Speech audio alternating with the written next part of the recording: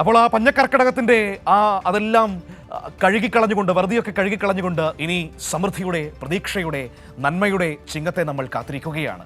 വിളവെടുപ്പിൻ്റെ മാസമാണ്. ഒപ്പം തന്നെ കർഷക ദിനമാണല്ലേ, മണ്ണിൽ പണിയെടുക്കുന്ന മനുഷ്യൻ്റെ ദിവസം. അങ്ങനെ ചിങ്ങം ഒന്നിന് ഒരുപാട് പ്രത്യേകതകളുണ്ട്.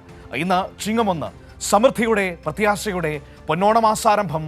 മലയാളക്കരയ്ക്ക് കർഷക ദിനം കൂടിയാണ്.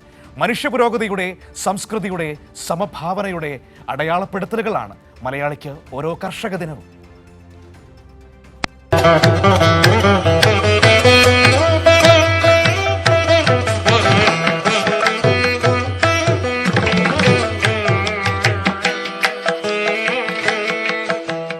ആധുനികതയിലേക്കുള്ള മനുഷ്യന്റെ വളർച്ചയിലെ വഴിത്തിരിവായിരുന്നു കൃഷിയുടെ ആരംഭം. പുരോഗതിയുടെ പടവുകൾ മനുഷ്യർ ഒന്നൊന്നായി ചവിട്ടിക്കയറുമ്പോഴും അവന്റെ അന്നവും ഭാഷയും സംസ്കാരവും കൃഷിയുമായി അഭേദ്യമായി ബന്ധപ്പെട്ട് കിടക്കുന്നു. വിശിഷ്യ കേരളത്തിന്റെ രാഷ്ട്രീയ, സാമൂഹ്യ, സാംസ്കാരിക പരിതസ്ഥിതിയെ രൂപപ്പെടുത്തുന്നതിൽ കൃഷിയും കർഷക സമൂഹവും വഹിച്ച പങ്ക് വളരെ വലുതാണ്. അതുകൊണ്ട് തന്നെ ഓരോ കർഷക ദിനവും നമുക്ക് നമ്മുടെ വേരുകളിലേക്കുള്ള തിരിച്ചുപോക്ക് കൂടിയാണ്. മനുഷ്യ നിലനിൽപ്പിന്റെ ജീവനാഡിയാണ് കർഷകർ. എന്നാൽ മണ്ണിനോടും മനുഷ്യനോടും മല്ലിട്ട് അവർ കൊയ്തെടുത്തതൊക്കെയും കാൽപ്പനികതയുടെ പുറമോടിയിൽ പൊതിഞ്ഞു കാട്ടാനാണ് ലോകം എന്നും ശ്രമിച്ചിട്ടുള്ളത്. അത്തരം കാൽപ്പനികതകൾക്കപ്പുറം ലോകത്താകമാനമുള്ള ചൂഷണ വ്യവസ്ഥകളുടെ ഇരകളാക്കപ്പെട്ടവരാണ് കർഷക സമൂഹം. പകലന്തിയോളം ചോര നീരാക്കി പാടത്തൊഴുതുമറിച്ച കർഷകന് തമ്പ്രാൻ തിരിച്ചു കൊടുത്തത് അത്രയും പട്ടിണിയായിരുന്നു.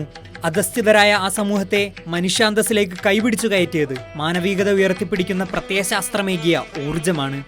രാജ്യത്തിനകത്തും പുറത്തുമുള്ള ഭരണകൂടങ്ങൾ ഓരോന്നും ചൂഷകർക്കൊപ്പം നിലകൊണ്ടപ്പോൾ കേരളത്തിലെ മനുഷ്യപക്ഷ സർക്കാരാണ് കുടിയായ്മയ്ക്കെതിരെ നിന്ന് കർഷകന് മണ്ണ് നൽകിയത്, നിലനിൽപ്പ് നൽകിയത്. ഇന്ന് കർഷക സമൂഹം ആഗോളവൽക്കരണത്തിന്റെ ദുരിതങ്ങൾ ഏറ്റുവാങ്ങേണ്ടി വരുമ്പോൾ, കേന്ദ്ര ഭരണകൂടം കോർപ്പറേറ്റ് വൽക്കരണത്തിന് ചൂട്ടുപിടിക്കുമ്പോൾ ഓരോ കർഷക ദിനവും ഓരോ ഓർമ്മപ്പെടുത്തലുകളാണ്.